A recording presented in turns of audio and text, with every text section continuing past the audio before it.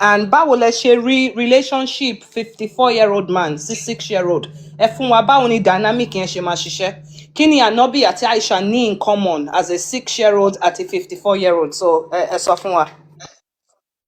Àkọ́kọ́ náà tó bá yẹ pé nǹkan tí ẹ fẹ́ dúró lé lórí náà ìyá ńlá wa Aisha alayhi salatu wassalam tí ẹ bá wò dáadáa á rí i pé ara àwọn sàábì Ànábì Muhammad ló finú fẹ́ dọ̀ ló ní mo fún ìwọ Ànábì ní Aisha wípé mo fi fún ìwọ Ànábì so ó wá láti ọkàn bàbá rẹ̀ fún Ànábì wípé mo fún ẹ ní sùúrù ṣèbáyẹ ẹ ti sọ ti yín ẹ nídìí ẹ jẹ́ kí n sọ̀rọ̀ náà so ó fún un ní láti ọkàn rẹ̀ so Ànábì ò dẹ̀ bá ní nǹkan pọ̀ so tí ẹ bá wo age tí Ànábì bá sùn tí wọ́n jọ ní nǹkan pọ̀ yìí ẹ rí i pé ó ti wọ mature age tẹ́ bá wo táìmù yẹn ó yàtọ̀ sí táìmù táwọn ń lò nísìnyí.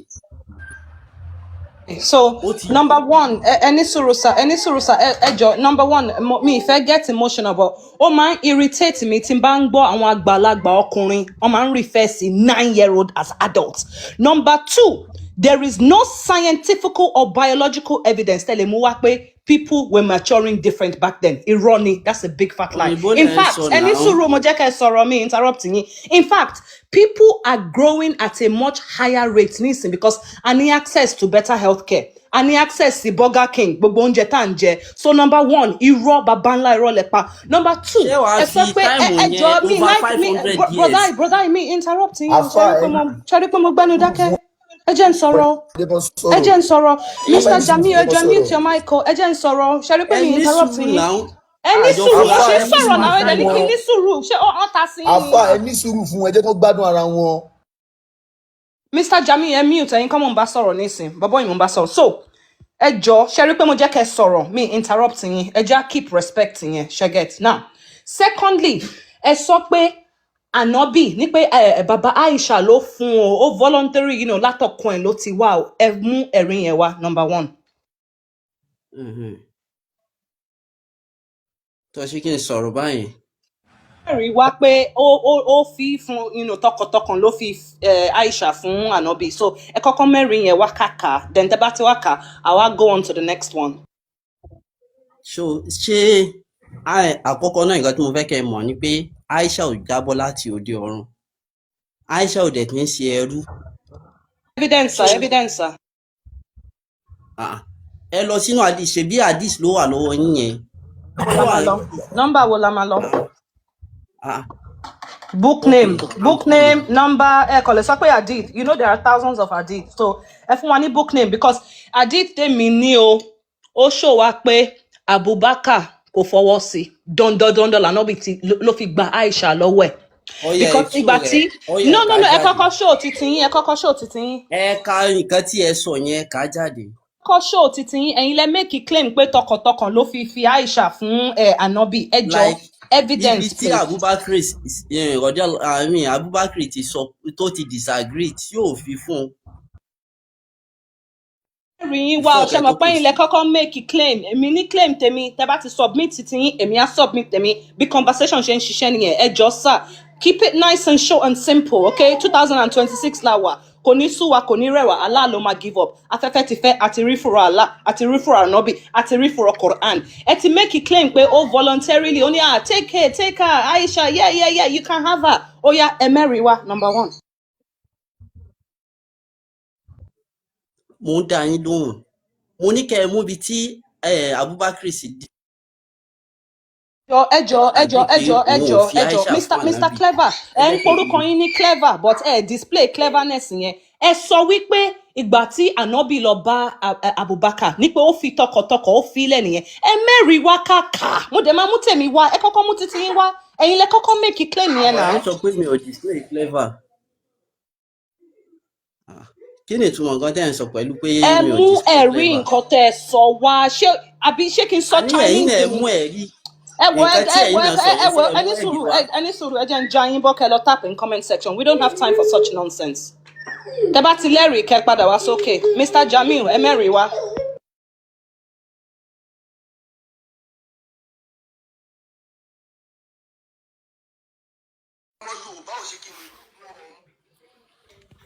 àwọn ará bí yóò mọ̀ pé ìyá wa ló wá ń du show báyìí tó bá pa wá ni àwa ṣe máa romance yín irọ́ àwọn eléyìí kò ẹ̀rí ni ọ̀rọ̀ pẹ̀lẹ́rí ni kò sẹ́rí kò jádànù so ẹlòmíì wà ń bẹ continue ìyá wa sheik. ẹni tó bá make claim lórí platform yìí ẹ jọ ẹ máa mẹ́rin wá ṣẹ́rí nǹkan tí bọ̀bọ̀ yẹn ṣe èmi ò láìkí especially tó bá jẹ́ àgbàlagbà ni wá mi láìkí máa repeat myself ẹni pé ọmọdé ni wá à ń lọ school no ẹ ti make claim ẹ mẹ́rin wá kàkà ẹ sọ pé ó wà nínú hadith ẹ fún wa number ẹ jọ this is serious business we are trying to liberate our people from the shackles of Anobi and Allah. We are trying to make sure there's no division in our life. Emma so subhana wahala. Ejo any suru mon sorrow. We are Mr. Abiodun, Ejo tẹ́ bá ti wá sókè ẹ máa mute now. Ejo now. Mr. Jamil, ṣé ẹ̀yin agree pé Anobi fẹ́ Aisha at the age of 6?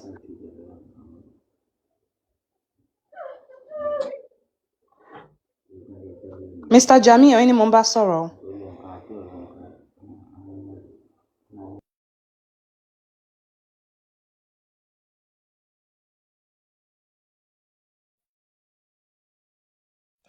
You are spoken English while you are Yoruba.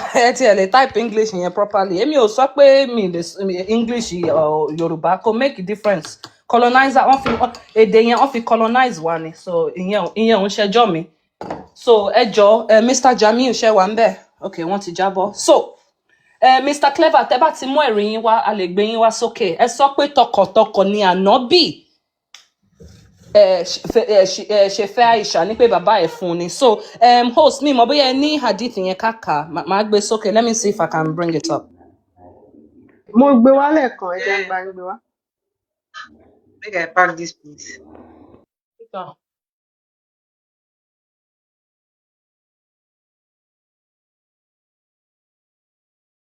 ẹ jọ̀ọ́ ẹ máa bá wa power tap lọ báyẹn mo busy mo fẹ́ sáré drop fídíò kan fún àfà ọmọ akéwù tọrọ jẹ kan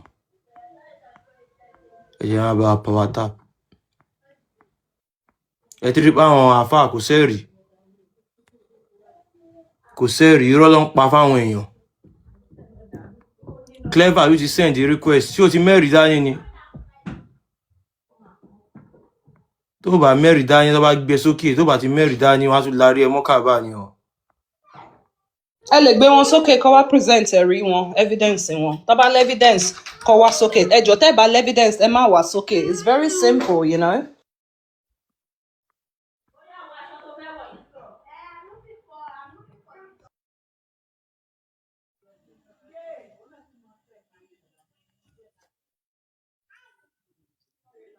Bá ti padà wá o. Clever tí ò clever. ṣẹ́yìn Clever. Ẹ káàbọ̀. Ṣé ti Evidence mẹ́rin wá? yẹn dà ẹ fún wa ní hadith number yẹn ká ṣí sórí screen ẹ ṣé sà.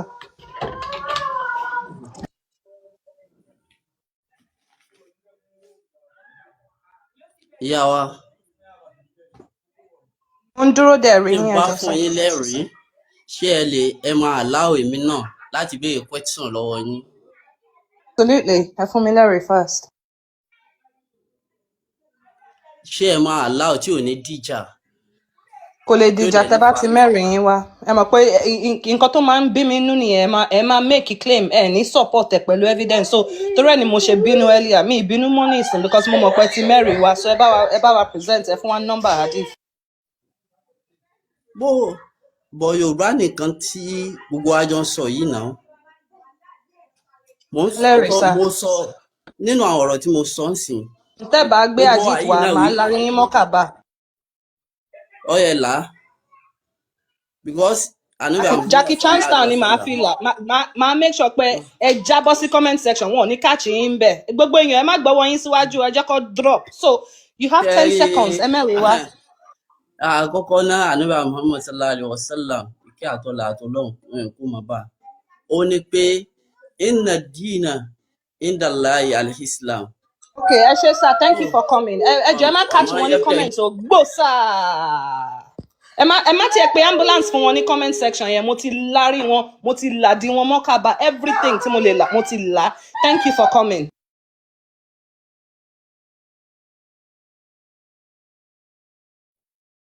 ọmọ àlè ó fẹ́ máa. ṣe rí pé second chance nìyẹn. ìgbà míì ẹ sọ pé àwọn èèyàn wá sókè jẹ́ kó sọ̀rọ̀ jẹ́ kó ṣe rí pé second chance nìyẹn. èmi ò dẹ̀ gba nonsense, zero tolerance for nonsense, ṣe get, because life is at risk here. Children are at risk. Wọ́n fẹ́ ọmọdé, wọ́n ṣe gbogbo ṣe get. So èmi ò ní time for nonsense and emotions. Tẹ́ ẹ bá lẹ́rìí ẹ má wá sókè. Very very simple.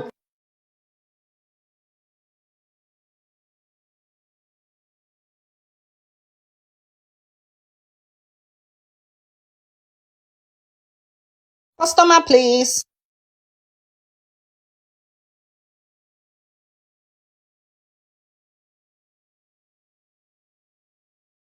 Pé àwọn tó wà níbẹ̀, Abíọ́dún Wàlíyùlá, ẹ tan máìkì yín.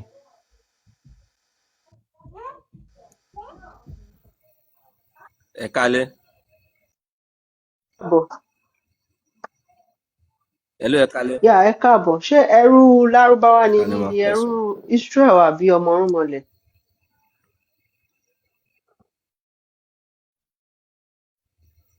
Bàbá Ẹ jọ̀ọ́ ẹ má bínú o. Tajudeen. Mo rí pé àwọn èèyàn tó wà live fi gbé to 1000. Ẹ kálẹ́. Ẹ jọ̀ọ́ àwọn àfáà yẹn gangan lè ní wá challenge. Ẹ jọ̀ọ́ ẹ má bínú mà ẹ jọ̀ọ́. Àwọn àfáà yẹn kí ló dé tán jábọ́ tó jẹ́ pé wọ́n lè defend nǹkan tó fún wọn. Lóòótọ́ Muslim lèmi, ṣé ẹ ti understand? Muslim ni mí. Ilé tán bá bíyàn sí, nǹkan tán bá ṣe ń bẹ̀ lèèyàn máa ṣe. Tíyàn gbọ́njú bá. But ó máa ń dé stage kan tó jẹ́ pé àwọn òye nǹkan kan tún máa ń yéèyàn sí. Èmi tí máa wà ní program yìí ti pẹ́, ẹ ti understand? But mo wá rí pé alẹ́ àwọn àfáà kọ̀ọ̀kan wà tó jẹ́ pé wọ́n wọlé. At least ẹni tẹ́ fẹ́ wá defend nǹkan, ẹ ní láti mú ẹ̀rí yín dání. Okay, àwọn people yìí, okay, wọ́n á fún yín lọ́rọ̀, wọ́n á fún yín lẹ́rìí. Wọ́n á ní ẹ̀ka báyìí. Ẹ̀yin ẹ̀ ní lè mú ẹ̀rí tìyín jáde, kí ló ṣẹlẹ̀? Ṣé a fẹ́ sọ fún wọn, a fẹ́ sọ pé ẹ̀yin lẹ̀ ń parọ́ ni àbáwọn àfáà yẹn gangan àwọn ni onírọ́? Ẹ̀yin ló ń parọ́.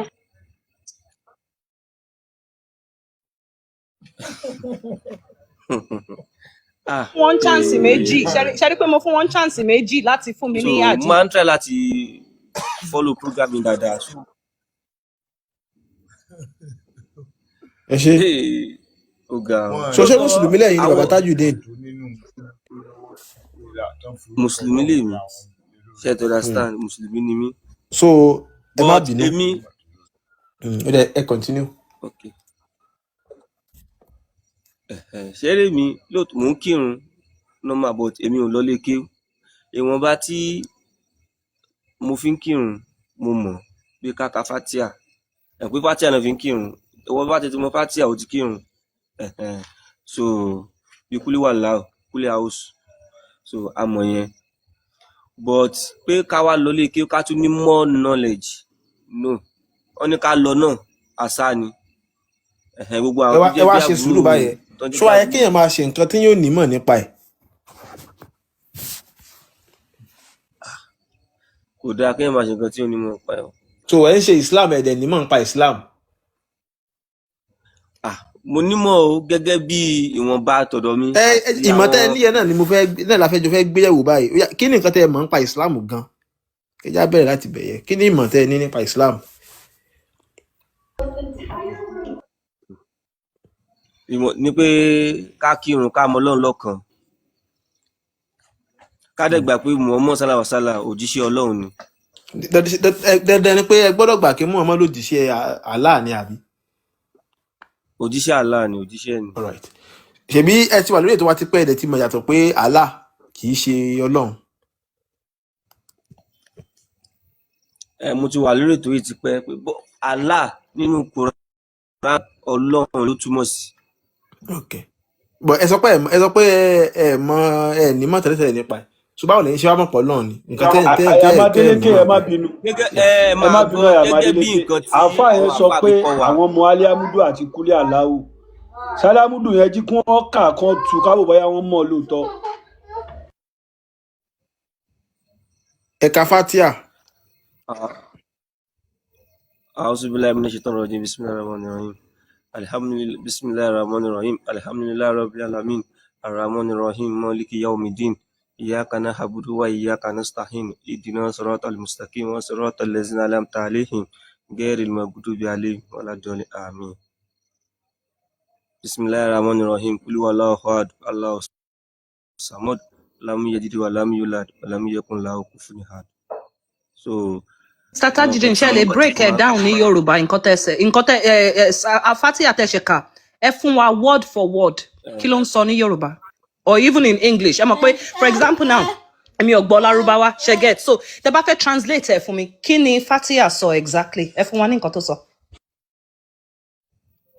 ẹ mọ̀ pé mo ti sọ fún ilé-ẹ̀kọ́ pé mi ò lọ lè kí ó but a kàn mọ̀ gẹ́gẹ́ bíi pé àfi máa ń kírun àfi ń ṣàdúrà. No, Mr. Tajudeen, any surusa, more understanding. I get where you're coming from. Most times, in kotoma fi tonyon le yon mo, I get it. But I feel highlight in koko fun yin pe actually, ẹ̀sìn yìí were very dangerous because even Surah Al-Fatiha te sheka, le sọ fún mi. So a lot of you guys memorize and recite, but tobani break it down word for word in kote so anymore. Ṣé mọ̀ pé indoctrination and brainwashing long pe kini yẹn ẹ jábọ́ nínú ẹ need láti kírun mọ́ ẹ need láti bend your yansh. Let me tell you, only a woman should be bending her yansh to collect doggy. Wọ́n tún ní kẹ́ face Saudi Arabia. Why is Saudi Arabia your holy land? You are an African man. Kí ló wà ní Saudi? Ẹ tún face Saudi. Ẹ yé máa bend mọ́ ìdí yẹn ẹ má bend mọ́ ìdí yẹn obìnrin ló yẹ kó máa bend kó máa gba doggy. It's a very shameful position for me as a grown person. Because nothing will change, nothing will happen. I want your Palestine. Allah to revive one. Allah to help one. Talk less of Nigeria. Ejo, you need to break from that habit, sir. You are a beautiful African man. You don't need no Arabic religion. Let's validate Arayin. You are a strong black man. Stop that, please. I am a bended. Can you irritate wa? Sister mi. Ẹ tú kéwù yẹn ní English náà ẹ lè tú ẹ try. Ẹ ṣáà lè máa ka ọmọ ọdún mélòó ni. Mi ò mọ̀. Ẹ jẹ́ ká wá tún ọmọ ọdún mélòó. Ẹ mọ̀ pé ẹ̀kọ́ tẹ́ bá mọ̀ ní Yorùbá nìyẹn máa lè sọ ní English. Ọmọ ọdún mélòó ni. Going to 40 years ni 30 plus. Ẹ mọ̀ sọ bẹ́ẹ̀ mọ́. Ọmọ 40 years ẹ dẹ̀ lọ sí school.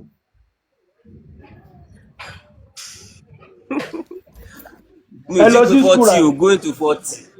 Ẹ lọ sí school. Mo lọ school but mo lọ níwọ̀nba. Bọ́ ṣọwọ́ ni mo ń ṣe bricklayer ni mo ń ṣe. But ẹ̀yin náà ò tí ì ronú níjọ́ kan pé kílẹ̀ ń kà ní èdè alámúdù yẹn àti ìpínlẹ̀ aláwọ̀ yẹn jẹ́ mọ̀túmọ̀ ẹ̀. Wọ́n dẹ̀ ní tẹ́ bá kú Arabic lẹ́ sọ pẹ̀lú gbogbo ọjọ́ orí yín àti ìwé wọn bá tẹ́ kà. Ẹ̀yin náà ò tí ì jí kẹ́ ronú níjọ́ kan ẹ̀kan ń ka alámúdù ka ìpínlẹ̀ aláwọ̀ ẹ̀ mọ̀túmọ̀ ẹ̀. Kò make sense now àgbàlagbà 40 years old man. Aláàtà mọ̀ bá tẹ ẹ jẹ́ ẹ̀yin náà ìwò ikán yín ò dá náà. Kẹ́ mọ̀ nǹkan tó mọ̀ sí nǹkan tó fọ́ ní sí mi sà ṣe rí láàárọ̀ yìí mò ń bọ̀ láti Ìbàdàn so a wá kọjá níwájú Chinese company kan èmi àti ẹni tó jẹ́ brother mi lájọ ń lọ mo wá wájú Chinese company yẹn wọ́n wá fi èdè Chinese lọ́ fi kọ orúkọ yẹn síbẹ̀ ṣe mọ̀ pé mi dẹ̀ ti máa wà ní program yìí most of the time tí mo ti máa wà pẹ̀lú yín bíbá yìí so mo wá sọ fún brother mi yẹn mo ní mo lẹ́yìn náà wo nǹkan tó ń kọ sí ara kìíní ìsìn mo ní ká wá ní kéèyàn máa kà báwo lèèyàn ṣe fẹ́ kà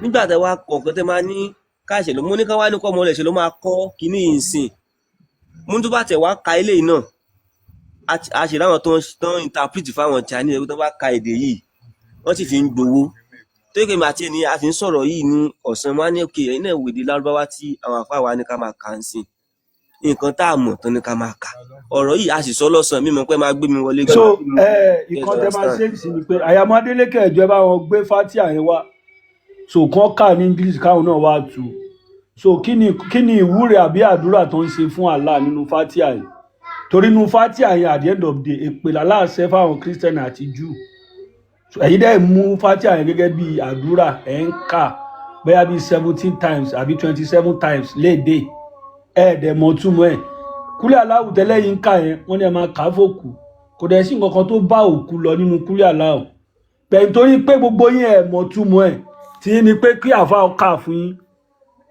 àbẹ́yìí tẹ́ bá há sórí kẹ̀dẹ̀ ṣe ámì náà yà aláwù tí yín nìyẹn káfá dẹ̀ gbowó lọ́wọ́ yín àfa tí ò níṣẹ́ wọ́n kàn ń tan owó gbà lọ́wọ́ yín ni ẹ̀yin náà wo ìsìláàmù tẹ́ ṣe láti age of 10 years ẹ ti máa gbọ́njú gbà yẹn wọ́n ti máa sọ pé kẹ́ lọ kírun kẹ́ lọ gbàwẹ̀ láti age of 10 years ẹ wá ṣe dẹ̀dífẹ́ fọ́ sínú 40 mọ̀túmọ̀ aliamudu tẹ́ ń kà láti age of 15 years tó fi dè ní mọ̀túmọ̀ kúlẹ̀ aláwọ̀ ẹ kàn continue láti máa kà ẹ̀dẹ̀ tí níyàwó ẹ ti bímọ ó lágbára o so ẹ jí káwọn olùtàkù wà nínú ẹ jí kọ́ ká ẹ kà ní English òun náà gbé jáde yẹn ẹjọ́ àbí Yorùbá. Okay, ó sọ pé Yorùbá ẹ fẹ́ Yorùbá okay well a máa tú ní Yorùbá but a lè gbé Adeleke ṣe máa bá wa tú àbí ká gbé Yorùbá jáde. Adeleke ṣe wà ń bẹ̀. ẹ ká Gẹ̀ẹ́sì ilé ìkàlẹ̀ tù. Okay ẹ já kalẹ̀ ó ní okay sir ó ní wọ́n bá ẹjẹ́ ń ṣe Bismillah Rahman Rahim okay now in the name of Allah. ní orúkọ Allah. The most merciful, the most compassionate, most merciful. Aláàánú jùlọ. All praises is for Allah, Lord of all worlds. Gbogbo ìyìn jẹ́ ti Allah, Olúwa gbogbo ayé. The most compassionate, the most merciful. Aláàánú jùlọ. Gbé second one wá, ẹni sọ̀rọ̀. Ó ti wà ńbẹ̀. Ó ti wà níbí bẹ̀. Master of the day of judgment. Olùkápá ọjọ́ ìdájọ́. You alone we worship and you alone we ask for help. Ìwọ nìkan la ó máa sìn, ìwọ nìkan la máa béèrè ìrànlọ́wọ́ lọ́wọ́ ẹ̀. Guide us along the straight path. Tọ́ wa sí ojú ọ̀nà tààrà. The path of those who you've blessed. Ọ̀nà àwọn tó o ti ṣèdẹ̀ra fún. Not those who you are displeased with or those who are astray. Kì í ṣe àwọn tínú ẹ bàjẹ́ sí àbí àwọn tó ti ṣì lọ́nà. Ló bá tán. Tẹ́ bá ka tafsiri yẹn ó wà very mímọ́ bóyá a lè ka tafsiri yẹn ká wo ẹni tó ń bá sọ̀rọ̀ ń bẹ̀. Ṣáwọn Jews ló ń bá sọ̀rọ̀, ṣáwọn Christians ló ń bá sọ̀rọ̀, ṣáwọn Hindu ló ń bá sọ̀rọ̀. So ẹ jẹ́ ká meaning àyà yẹn.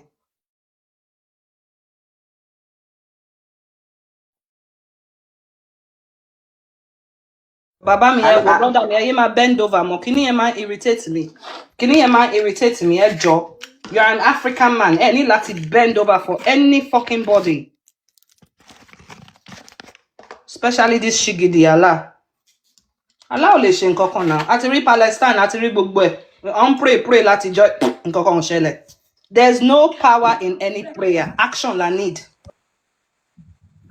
ẹ máa bá wa ṣe ìbò yẹn díẹ̀ dákun tó dáwà tá a gbé ìbò báyìí ìyá wa. Má bínú. Ẹ máa mú pẹ̀lẹ́pẹ̀lẹ́. Má bínú. Allah ò lágbára kankan. Nàìjíríà tá a wà yìí gan tó jẹ́ pé. Ẹ bá wa ṣe sùúrù bàbá Ahmed ṣé Wahidi tafsiri yìí lẹ́ ń sọ ìyá wa Zababu Nuzu. Mo ń bọ̀ ẹ jẹ́ n sáré wò. All right. No mi fẹ́ Sababu Nuzu mo kàn fẹ́ tafsiri nìkan. Ṣé Jalali ń dá àbí Ibn Kathir? Or Ibn Kathir, yeah. All right.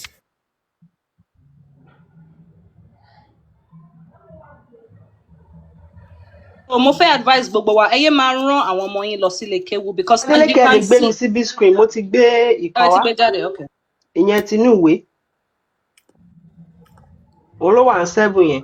Ló wà ń sàlẹ̀ yẹn. The part of those you are blessed.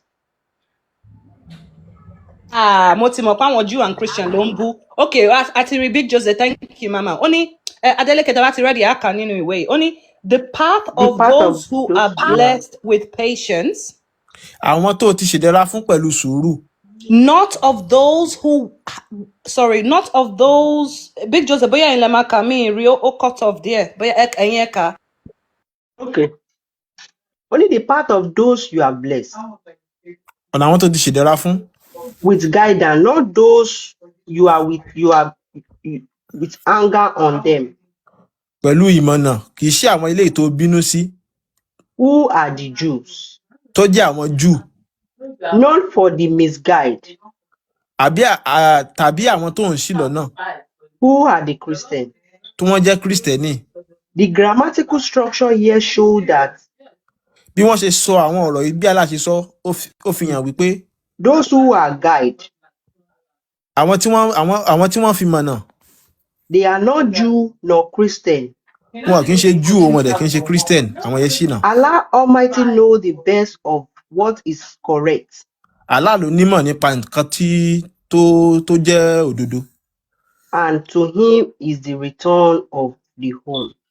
Ọ̀dọ̀ ẹ̀ ni ẹ máa padà sí o lẹ́ máa fàbọ̀ sí.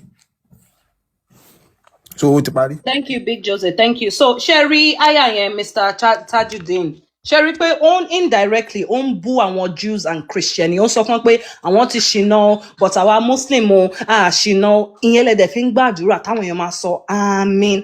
Sherry, look, it's never too late o. Mo mọ̀ pé 14 years nìyẹn mo dẹ̀ fẹ́ fún yín respect yẹn but now 30 mọ̀ nípa kínní. Ó yẹ kẹ́yìn náà lọ ṣe research yín. Go and dig. Báwo ni Islam ṣe bẹ̀rẹ̀? Ta ni Ànábì? Ẹ lọ ka, most of you ẹ ka biography Ànábì, ẹ lọ ka gbogbo ẹ̀. Ẹ jọ̀ọ́ sà. Tẹ́ bá lọ́mọ ẹ má rán wọn lọ lé kéwú, mo ń bẹ̀ yín. This is so important. Ó wà very very important. Ẹ jọ̀ọ́. So Mr. Tajudeen, a fún yín ní few minutes ẹ lè respond sí nǹkan tá a kà ní ìsìn. Ṣé rí pé àdúrà yẹn wọ́n fi ń bú àwọn Jews àti Christian ni? Mute can respond, sir. Mo ń gbọ́ yín mà, mo ń gbọ́ yín. Ṣé rí nǹkan sọ sí? Ṣé rí anything tẹ́ fẹ́ sọ nínú nǹkan tá a ṣe ká? Mi ò rí nǹkan tí mo fẹ́ sọ sí o, but mo ń gbọ́ yín. Èmi náà ṣe rí bẹ́ẹ̀ ṣe ń sọ, èmi náà fi òye mo fi ń bá lọ, ṣe to understand. Yes, sir. Most of time tí mo bá ti wà ń bí, mo tún máa ń enlight àwọn nǹkan kan, ṣe to understand. Lórí dàbí Yes, pé sir. máa ń join program yìí dáadáa. Okay. It seems Èmi that náà tí mo bá ti wà báyìí. ẹ wá learn bíbá ni mo appreciate yín, mo respect yín because àwọn conversation yìí ó wà very uncomfortable láti sọ̀rọ̀ nípa because mo mọ̀ pé láti kékeré wọ́n ti sọ fún yín Ànábì ṣe báyìí o, Ànábì 360 o, Ànábì so everything tó sọ fún yín positive ló máa jẹ́ ṣe get mo get it because bó ṣe fẹ́mi náà nìyẹn Christian ló bí mi inú ìdílé Christian ló bí mi sí èmi ò mọ̀ pé Jesus ó ń ṣe slavery ó ń kọ́ àwọn èèyàn lẹ́pìn mọ́ gbogbo yẹn tẹ́lẹ̀ ṣe get so you are here to learn ẹjọ́ gbogbo ayé àtàǹkà gbogbo kìíní ẹ̀yin náà ẹ máa kọ́lẹ̀ ẹ lọ kà in your own spare time tẹ́ bá ti ní time fúnra yín ẹ lọ kà ẹ lọ study ẹ ṣe get ó wà very important so máa fi ilẹ̀ bẹ́ẹ̀ mi mọ̀ ní tó fẹ́ sọ̀rọ̀ náà. Ahmad ló kù Ahmad àbí Musa ti wà lókè o Musa àmì náà ti ṣe wà ń bẹ̀. Ẹ ṣí máìkì yín musa.s.aminat. Okay. So Baba Ahmad ṣe wà ń bẹ̀ ní. Mo wà ń bẹ̀. So ìyá wa àfa kan ti Yeah, dé. Baba wa Ahmed, a bí àwọn Muslim kan ní question kan earlier. A sọ pé according to Sahih al-Bukhari 5134, wọ́n sọ pé Aisha àti Ànábì fẹ́ at the age of 6, 1, 2, 3, 4, 5, 6. Ó dẹ̀ bá lájọṣepọ̀ at the age of 9. So a fẹ́ mọ̀ ṣé òótọ́ ni àbí irọ́ ni? Okay. So I was black so ṣe rí nǹkan nípa ọ̀rọ̀ yẹn ni pé most nǹkan táwọn èèyàn máa fi ń dájọ́ ọ̀rọ̀ yẹn ni pé ọmọ ọdún mẹ́fà àti sìn làwọn èèyàn máa ń wò sáyé ìgbà yẹn ẹ lọ chẹ́kì. Ẹ ní sùúrù sà ẹ tí ì dáhùn mo bí yín ṣe rí pé mo bí yín question ẹ answer question mo ní ṣé òótọ́ ni àbí irọ́ ni ẹ já kọ́kọ́ settle yẹn náà. Òótọ́ ni ṣé ẹ lè fẹ́ gbọ́.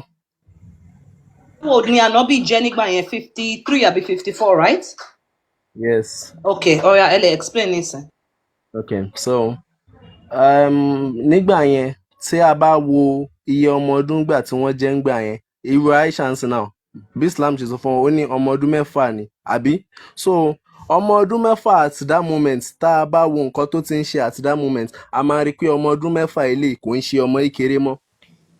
ẹjọ ẹni sùúrù ẹjọ ṣé mo lè sọ̀rọ̀.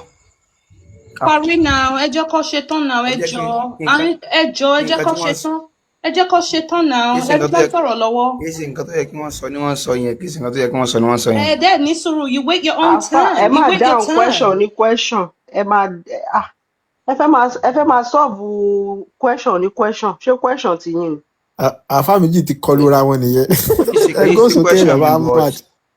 wọ́n máa fún yín ní question paper ti yín ẹ má worry wọ́n máa fún yín question paper yín ẹ má worry. mo ní plenty question ẹ̀yin náà ẹ̀ dáhùn so Mr. Ahmed so ẹ ti sọ pé òótọ́ ni so ẹ ṣàlàyé nǹkan tẹ́ ń ṣàlàyé nísìn ẹ jọ sá. ok so ní ìgbà yẹn tá a bá wo nínú àwọn research tí wọ́n ti ṣe ń gbà yẹn a máa rí pé ṣé nǹkan fẹ́ sọ̀rọ̀ ni.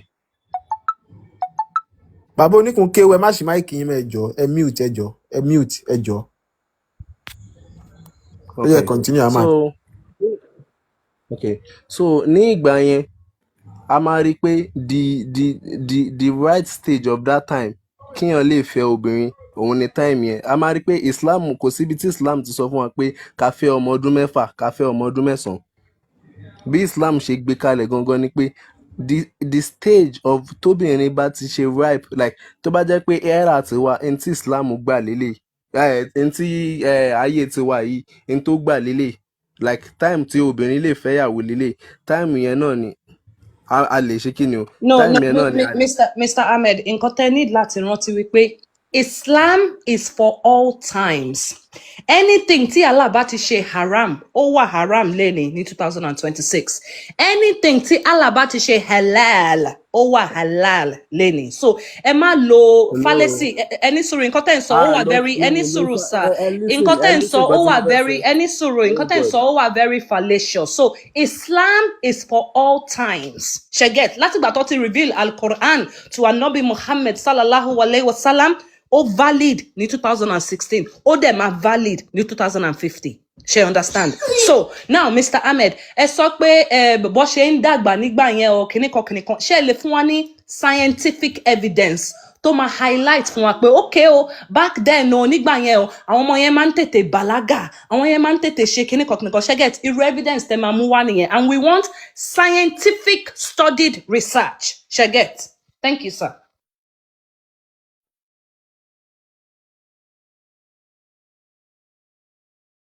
Another one. This one it just new happen. 15 years old girl, Islamic people, they want to marry this young girl. So at the end of the day, they cut this girl hand because of the girl denied that she's not among the age that is support marry. Can you see it? Alpha. Yeah, Monterio, very, very, very sad news. Inú àwọn ọmọ yẹn ò dẹ̀ kí ń dùn. Mi mọ̀rú olórí bú ni ànábì àti àlá ayé wọn máa bàjẹ́ ni. Ó kó àwọn èèyàn fi bọ̀wọ̀bọ̀wọ̀. Àgàbí báwo ló ṣe pé o fẹ́ fẹ́ ọmọdé báwo ló kó yín gan ṣe ń le sí ọmọdé tó bá ṣe wípé ẹ nídìí kan ṣẹ́ẹ̀kì brain yẹn èyí tẹ̀ ń ṣe Islam báwo ni o kó yín ṣe ń le sí ọmọdé tí ò tí ní àwọn kò tí ní àwọn ọ̀gá lára tó yẹ pé ó lè jẹ́ Big Joe ẹ jẹ́ kí ìyá wa continue táwọn mùsùlùmí bá rí di ẹran yóò le so kàn continue. Ahmed ṣe ti padà wá ẹjọ́ ẹ fún wa ní scientific research fún nǹkan tẹ́ ẹ sọ ẹjọ́ sà. Gbogbo yín ti tú lálẹ́ gbogbo excuses tẹ́ máa ń give nígbà yẹn ọmọ yẹn bàlágà nígbà yẹn ọmọ yẹn ṣe kíní kan ẹ sọ fún mi kí ló wà lára 6 years old àbí 9 years old tí ó kó 54 year old màmá àlè ó dẹ̀ do ọmọ yẹn ọkọ tí ẹ̀ bímọ náà ó banú ẹ̀jẹ̀ ni ó bà gbogbo womb ẹ̀jẹ̀ ni àdẹ̀mọ́lẹ́ ni because I need scientific research tó lè back me up wọ́n ń pè ní fistula ẹgbẹ́ okó gbàǹgbà ẹgbẹ́ sínú ọmọdé ẹ wá sọ pé Islam is peace kí ló dé náà okay Ahmed ti lọ wọn ọ̀rẹ́ rí no evidence nothing thank you for coming. bàbá oníkun kéwú bàbá oníkun kéwú ẹ wòye táwọn mùsùlùmí máa ń pè ní yálà ìyá wọn àwọn òpònú. ṣé bàbá oníkun kéwú wà ń bẹ tẹ bá fẹ́ dá àwọn náà mùsùlùmí mo wò ń gbọ́ yín. ẹ lọ ẹ wá ewúrẹ́ tí díẹ̀ ṣẹ̀ṣẹ̀ yọ kẹ wá gbé lọ sílé kí àwọn mùsùlùmí ẹ rí iṣẹ́ ìyanu tọ́nà ó ṣe so ìyá wa oníkun kéwú ti ṣí gbòǹgbòǹ. Ṣé ìbẹ̀rànkò sùn ó wà nínú hadith ó ní pé tó bá ti bẹ̀rànkò yẹn sùn ṣàwọn ò lè jẹ́ that's the only difference kò sí punishment kankan for a muslim man tó bá decide láti gbókó sínú ẹran àbí goat àbí donkey àbí ràkúnmí ó wà nínú hadith watermelon gan ẹ lè fi watermelon kẹ make hole in it kẹ máa fi satisfy ara yín every atrocity is possible ó wà nínú ẹ̀sìn yìí every single one slavery ni o child marriage ni o ká máa na ìyàwó yín ni o every single thing is in the Quran and in the Sunnah so Mr. Alpha ẹ tẹ̀síwájú. náà ẹ béèrè question lọ́wọ́ mi bọ̀ fọ́tò tẹ gbé síbi bíbá yìí irọ́ ni. wà wrong. ló bá ń dáa fún yín. ẹ jọ tẹ bá ti ń prove ẹni sọ̀rọ̀ ṣe mọ̀ pé èmi like evidence tẹ bá ti ń prove wa wrong ẹ jọ ẹ máa mú àwọn scholar tó máa back yín up ṣe get ẹ kò lè sọ tinú yín pé because ẹ̀yin kò lè ṣe Islam especially Sunni Islam ó ní process wọn ṣe get so tẹ bá refuse age yìí ẹ máa wá ní láti bring scholarly opinion tó máa back point yín up ṣe get thank you sir. ṣé kí n sọ kankan fún yín kò sí point gbogbo point tí mo bá fẹ́ mú wá màá mú nǹkan tó máa back ẹ̀ wá nínú Kùránì àti nínú Sunnah Nabi apart from that mi lè mú anything wá torí wípé o Kùránì àti hadith òun lè rí àwọn mùsùlùmí ó yá mo gbọ́ yín. So according to hadith Sahih al-Bukhari 5134 ó sọ pé Ànábì fẹ́ Aisha at the age of 6 ó dẹ̀ bá a sùn at the age of 9 lóòótọ́ ni àbí lóòótọ́ kọ́ àbí rọ́ ni. bẹ́ẹ̀ ni òótọ́ ni bó ti rí gẹ́lẹ́lẹ̀ sọ. òótọ́ ni okay now mo fẹ́ bi yín ṣé ẹ feel bẹ́ẹ̀ ni pé ó wà appropriate kí ọkùnrin 54 years old máa bá 9-year-old sùn ṣé ó wà appropriate in your eyes mo ń bi yín fún personal opinion yín ni o ṣé ó wà appropriate.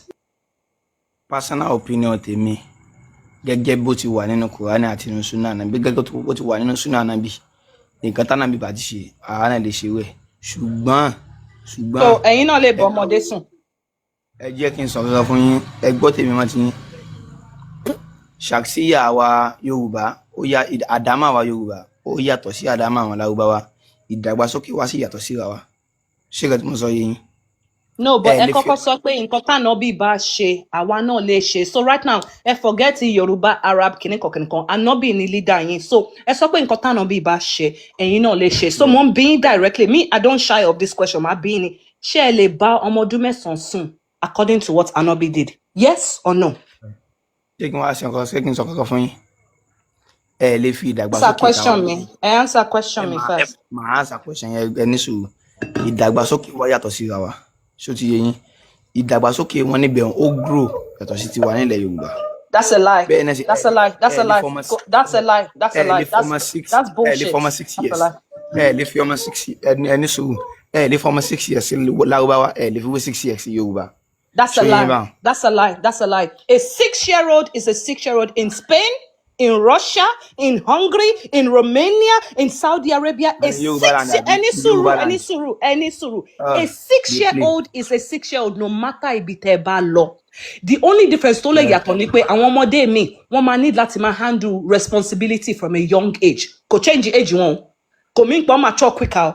Ọkàn ní responsibility money bóyá wọ́n sọ oúnjẹ wọ́n dáná wọ́n gbálẹ̀ ẹni sùúrù sà kò sí nǹkan tẹ́ fẹ́ sọ a 6-year-old is a 6-year-old and mo ń bí yín nísìn according tí nǹkan t'Ànábì ṣe ṣé ẹ̀yin náà ẹ lè bọ́ ọmọ ọdún mẹ́sàn-án sùn ẹ tí dáhùn. Ẹ jẹ́ kí n sọ kankan fún yín ìdàgbàsókè wa yàtọ̀ síra wa. Ṣé nǹkan tí mo sọ yìí kò yé yín náà? Answer question mi ṣé ẹ lè ṣe nǹkan t'Ànábì ṣe kẹ́ bọ́ ọmọ ọdún mẹ́sàn-án ní àjọṣepọ̀? Yes or no? Ẹ kọ́kọ́ answer. Ẹ gbọ́ mi yé o. Tẹ́bà answer ẹ ṣe rí pé ẹ̀kẹta tí mo ń bí yín nìyẹn mo dẹ̀ ti wà very very patient with you. Ẹ jọ̀ọ́ for the last time ẹ sọ pé nǹkan tánàbí bá ṣe ẹ lè ṣe ẹ̀yin lẹ sọ bẹ́ẹ̀ right mo wá ń bi yín ṣẹ́yìn lè bá ọmọ ọdún 9 ní àjọṣepọ̀ ẹ answer. tó bá jẹ́ pé ní àfẹ́ra ní at that age àlejò nìkan pọ̀ ìdí ni wípé there we go.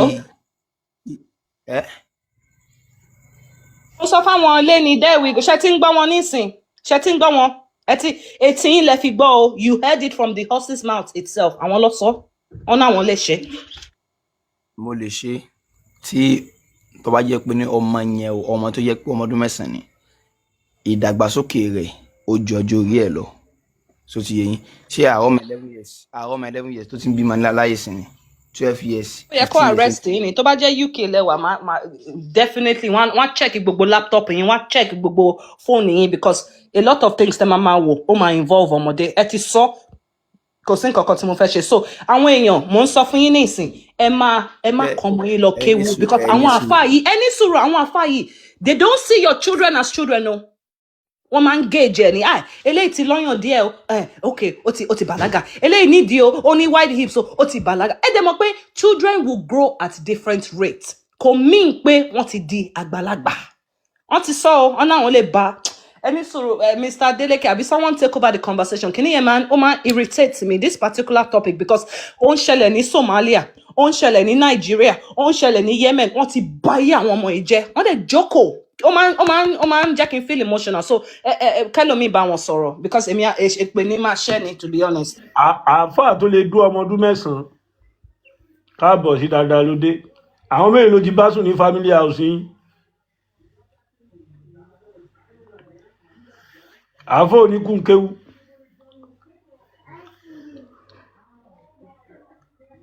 àáfàá oníkùn kéwú. mo ń gbọ́ yín o. ọmọ ọdún 9 mẹ́rin lẹ́jí bá sùn lè kéwú yín. nílé kí wà òkè ó dàpọ̀ ọmọ dájú yín. ọmọ bàbá yín. èmi ò bá dádì mi ò nílé kéwú dádì mi bá wọn dá lè kéwú lẹ̀. lè má bá mi sọ̀rọ̀ bẹ́ẹ̀ yẹn náà. ẹ̀yin lẹ sọ pé ẹ̀yin lè bá ọmọ ọdún 9 súnmọ́ á ní mẹ́rin lẹ́jí bá sùn lè kéwú yín. ẹ̀yin náà gbọ́n nǹkan tẹ́ ń sọ sí mi àti ejijọ́ mari ni ṣáájú àjíjọ́ fẹ́ra lọ́kọ̀ ní sùn. ẹ̀yin lẹ́yìn lè bá ọmọ ọdún 9 sùn so ẹ̀yin dẹ̀dẹ̀ fi tẹ́lẹ̀ sọ yẹn that's me pé ẹ ti ń practice ẹ̀ ok tẹ́bájọ́ fẹ́ra ṣẹ́ni lọ fẹ́ ọmọ Suleiman Farouk ọmọ ọdún 9 tó rọ́ṣẹ̀ ìbímọ olólásbọ̀n rẹ̀ ọmọ ọdún 9 ni àbí ọmọ Buhari ọmọ Musa àbí ọmọ Murani Eleha ṣẹ́ni lọ fẹ́ ọmọ Murani Eleha 9 years old so online láwa yìí so wọn bí ìyá Murani Eleha àdàkọ́mọ́ fà fún yín tẹ́bá ti sọ pé yìí máa fẹ́ ọmọ Murani Eleha 6 years ọmọ obìnrin ẹ sọ Murani Eleha náà ń gbọ́ àwọn òbí dákọ́mọ́ ṣe yìí fún yín ọyọ tún sọ ẹlẹ́yìn lè fẹ́ ẹ sọ pé ẹ̀yin lè fẹ́ ọmọ Murani Eleha ọmọ ọdún 6 ẹ sọ bẹ́ẹ̀. ṣé mo mọ̀ rí tẹ́lẹ̀ ní àbí mi àtẹjọ pàdé rí. irọ́ ibi Muslim brother ní mùsùlùmí àti mùsùlùmí ọmọ ìyá kan náà ni Muhammadu náà fẹ́ ọmọ Abubakar náà Aisha. ṣé ọmọ Abubakar tó fẹ́ yẹn ṣé wọ́n jọjọ ríra ni ṣé wọ́n jọ dára wọn. ẹ kò mí náà ẹ lè contact ẹ náà ẹ sá mọ orúkọ ẹ DM ẹ ni aláyé o mo fẹ́ fẹ́ ọmọ ọdún 6 yẹn wọn ò bí dáko. ṣe sọ̀rọ̀ tó mọ̀ gbọ́dá ní àbẹ́ sọ̀rọ̀ sọ́kùsọ. ọ̀rọ̀ wo la fẹ́ mọ bá yín sọ ẹ̀ rí pé ìyàwó àti pa yín tì ní ẹ̀ẹ́dẹ́lẹ́yìn lè gbọ́ ọmọ ọdún 9. ọlọ́rọ̀ sọ mọ́ kí la tún fẹ́ sọ wọ́n ti sọ kìíní yẹn wà very irritating. ẹ̀yin tẹ́ ń kọ́ ọmọ lọlé kéwú this message àwọn ọmọ ẹ ti fẹ́ẹ̀lì eléyìí nígbà tá à ń ṣe ẹlẹ́jọ́ wẹ́wẹ́ à ń ṣiṣẹ́ rédíò Lagos ni. ọ̀rọ̀ tẹ́ ń sọ ọpọlọ lẹ̀ fi ń dájọ́. kò sí nǹkan tá a sọ ànábì nísìnyí ànábì sọ pé ànábì àtàlà sọ pé ẹni tí ò bá kírun Friday ẹ lọ jó mọ́lé gẹ́gẹ́ bí ẹ ṣe lọ jó ìyá Ọlọ́sùn ẹ lọ jó ilé ẹ̀ nílọrin so nǹkan táwọn àfáà ṣe Allah ló pa yín láṣẹ ẹ kàn ń dà lúrú ni táwa tún fún yín lẹ́rìí yẹn náà nísìnyí ẹ ní sọ pé kò dáa torí ẹ̀yin gan àti rí pé ẹ̀yin gan lè pààyàn nítorí ànábì ẹ̀dínlẹ́sì. bàbá mi ètò láyé mo ní ètò láyé bàbá Àkànbí gbogbo ilé tẹ̀ ń gbọ́ wa ṣe fi rí ìdí tí a gbọ́dọ̀ fẹ́ ìsìláàmù kù nílẹ̀ wa torí ẹ̀sìn àwọn tó bá ti ń ṣe é, gbogbo nǹkan tí ó bá burú jù láyé wọ́n máa rí as normal thing ibẹ̀ lẹ́ ti rí wípé brain wọn ò normal ẹ kàn ń rò pé àwọn people ìdí our brothers ọmọ ìyá wa ni wọ́n ẹlòmíì tó bá wá sọ̀rọ̀ rádaràda ẹ rò bóyá kò kí ń ṣe Yorùbá ni wọ́n o if care is not taken nǹkan tá à ń sọ ẹ̀kọ́ là máa sọ o ọpọlọ wọn ti dàrú pẹ̀lú ẹ̀sìn yẹn anything wọn ò fẹ́ mọ̀ ọ́n tó bá ṣàti jẹ́ pé ànábì ló ṣe òun lẹ fi rí i pé ìgbà tẹ̀sìn yẹn dé àṣà àtìṣe wa ló bẹ̀rẹ̀ sí ní dojúkọ àṣà àtìṣe wa ló bẹ̀rẹ̀ sí ní fàì torí pé kí ni wọ́n fẹ́ fi àṣà àtìṣe ilẹ̀ lárúbáwá àṣà òfò àṣà wèrè àṣà ká máa bọ́ ọmọdé sùn imagine ọkùnrin ìwọ 30 years old báwo ni ẹpọ̀n ẹ báwo ló ṣe lè le sí ọmọdé kí ló fẹ́ attract ẹ lára ọmọ yẹn kí ló attract ẹ ṣé ọmú ẹ ni ṣé kí lọmọ yẹn fẹ́ ní tó attract ẹ and ọmọ kékeré yẹn wọn ò lè secrete hormone tó máa lè jẹ́ kí wọ́n enjoy sex gan débi wípé number 1 ẹ punish ọmọ yẹn number 2 ẹ ń fa àìsàn sáyé ọmọ yẹn number 3 ọmọ yẹn ó pẹni pọ́kàn wáyé ṣápálá there is nothing tọmọ yẹn fẹ́ wá kò ní make any impact nílé ayé a dẹ̀ ti rí àwọn ìyá wa àwọn obìnrin wa tẹ́ pé wọ́n ń ṣe nǹkan mèremère nínú ayé so ẹ̀sìn àwọn tó máa ń build ìlú àwọn obìnrin nítorí obìnrin ló máa tọ́ ọmọ tó fẹ́ da gọ́vnà obìnrin ló máa tọ́ ọmọ tó fẹ́ da president obìnrin ló máa tọ́ ọmọ yẹn tí ò wá ní ẹ̀kọ́ kó tó di pé ó lọ ilé ọkọ now ẹ̀kọ́ wo ló fẹ́ kọ́ ọmọ òun lẹ fi rí pé ilẹ̀ nọ́ọ̀tì ibẹ̀ yẹn ò lè dàgbà torí pé àwọn tó ń tọ́ ọmọ jáde gan ṣáwọn gan ṣé wọ́n ní ọpọlọ kan tó di pọ́n wọlé ọkọ òun ló délẹ̀ àdẹ̀ wá nígbà kẹ ẹni sùrùsà àwa nígbà kẹ gbé ìwà orí ibú yìí kẹ gbé wá ba ilẹ̀ wa jẹ́ so baba Vic ẹ káàbọ̀ ṣé ìtẹ́ bá ti wọlé ẹ mute now ó yẹ kẹ́ ti mọ bó ṣe ń lo TikTok látọjọ́ ẹ tẹ́ bá mọ bó ṣe ń lo TikTok ẹ lọ bèèrè lọ Google how do we use TikTok when I'm as a guest ẹ mọ̀ téèyàn bá ń sọ̀rọ̀ ó yẹ kẹ́ mọ̀ pé ẹ kẹ́ máa mute ẹ má bù wọn ó yá Vic ẹ káàbọ̀ ẹ̀kọ́ TikTok wà ní Quran. yá ẹ káàbọ̀. yes èmi kàn fẹ́ sọ pé ọdún mo like program yín mo ti ń join MS Baba máa ń wo content wọn gan because bẹ́ẹ̀ mi ṣe wà yìí Christian lèmi nǹkan tó jẹ́ kémi kọ́kọ́ mọ̀ nípa Muslim èmi jẹ́ nǹkan tó jẹ́ pé I was born in a Christian home but mi ò wà religious like that. I don't used to go to church even from my teenage years. My mom don't used to force me to church, something like that.